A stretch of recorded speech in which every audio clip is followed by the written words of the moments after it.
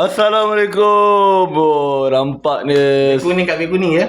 Betul. Tu nanti-nantilah pandai. Itu kau boleh tengok kat TikTok FH Berduhut, TikTok aku sekali. Sekarang ni aku nak tanya kau satu soalan.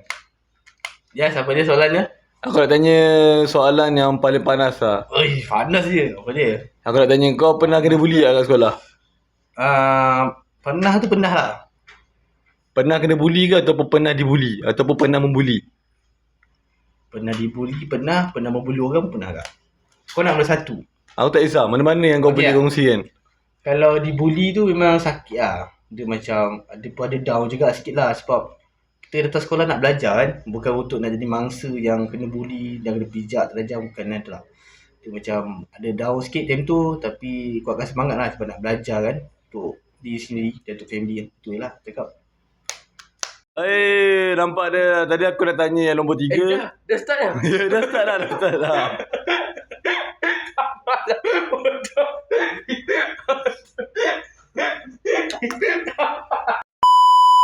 Okay guys, so tadi aku tanya yang nombor 3, sekarang ni aku tanya adik aku nombor 4. So perasaan pula soalan yang paling panas lah.